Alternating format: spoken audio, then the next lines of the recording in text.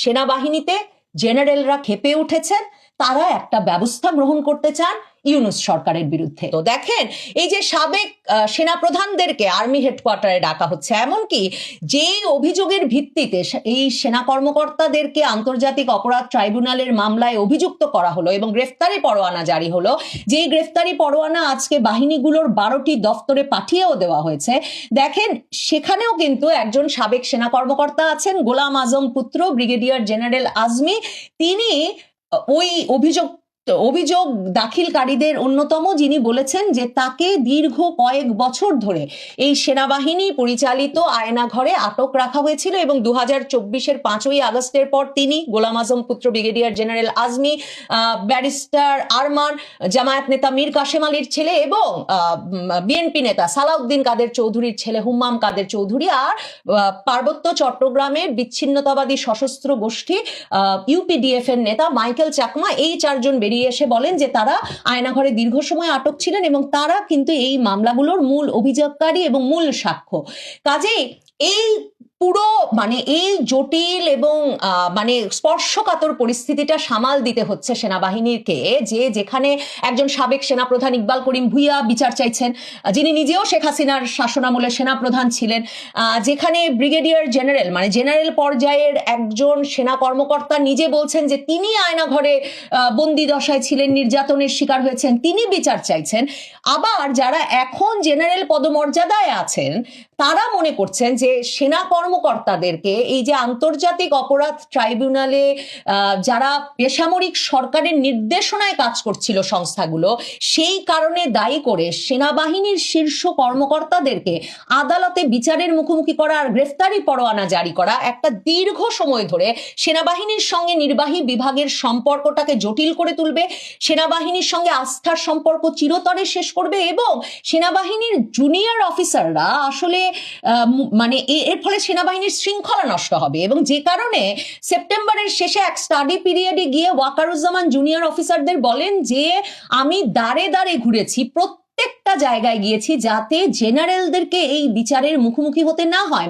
আমার সেনাবাহিনীর brother জেনারেলরা prison ভ্যানে করে বিচারের জন্য যাচ্ছেন, এই দৃশ্য কথা ভাবলে এই ওয়াকারুজ্জামান অত্যন্ত বিমর্ষ হয়ে পড়েন এবং তিনি ভাবতেই পারেন না। এই কথা বলে তিনি কিন্তু স্টাডি পিরিয়ডে বলেছেন যে তিনি এরপর নির্বাচিত সরকারের কাছেও যাবেন যাতে এই বিচার থেকে তিনি সেনা কর্মকর্তাদের জন্য দায় মুক্তি বা ইনডেমনিটি নিয়ে আসতে পারেন।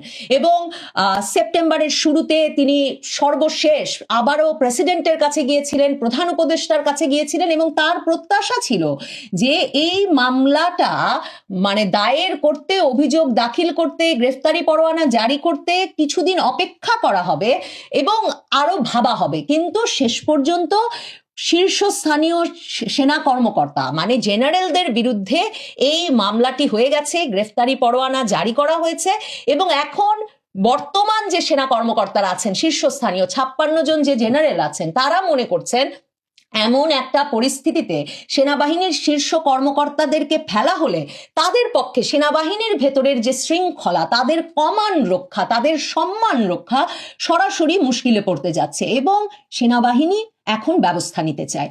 এটাই এখন ক্যান্টনমেন্টের ভেতর থেকে খবর, যে খবরটা পিনাকি ভট্টাচার্যকেও অস্থির করে ফেলেছে। সেনাবাহিনী এবং ডক্টর ইউনূস সরকার মুখোমুখি, সে খবর মে মাসেও শোনা গিয়েছিল। সে সময় 3 বাহিনী প্রধান উপদেষ্টার যমুনায় গিয়ে নো ব্লাডি করিডর, কোনো এই সব বিষয়গুলো আলোচনা ছাড়া হবে না সেটা বুঝিয়ে এসেছিলেন। দরবারে এসে সেনা প্রধান পরিষ্কার করে বলেছিলেন। সেসব ঘটনার পরেও সরকারকে আবার সমর্থন দিয়েছেন, ঈদে গিয়ে দেখা করেছেন এবং সম্পর্কটা স্বাভাবিক করেছিলেন 3 বাহিনী প্রধান, কারণ তাদের ভরসা ছিল সরকার ইউনূসও তাদের সম্মান রক্ষা, তাদের বাহিনীর শৃঙ্খলা রক্ষা এবং সবচেয়ে বড় কথা এই 3 বাহিনী প্রধান যারা জুলাই আগস্ট আন্দোলনে সমর্থন দিয়েছে বলে জুলাই আগস্ট আন্দোলন শেষ পর্যন্ত সফল হয়েছে, সেই 3 বাহিনী প্রধানের কমান্ড বজায় রাখা, এই 3 বাহিনীর ভেতরের সেনাবাহিনী বিশেষ করে ভেতরে যে কমান্ড স্ট্রাকচার আছে তাদের প্রত্যেকে যদি এই আন্দোলনটিকে সমর্থন না দিত তাহলে যে এই আন্দোলনটি সফল হতো না শেষ পর্যন্ত এবং এই ইউনূস সরকার গঠন করে টিকতে পারতো না, সেই স্বীকৃতিটুকু এবং সেই সমর্থনটা মিলবে এখন সেনাবাহিনীর ভেতর ব্যাপক অস্থিরতা এবং সেনাবাহিনীর ভেতর ব্যাপক অসন্তোষ দেখা দিয়েছে যে জেনারেল পর্যায়ের সেনাবাহিনী কর্মকর্তাদেরকে আগস্টের পর নানান অভিযোগে বরখাস্ত করে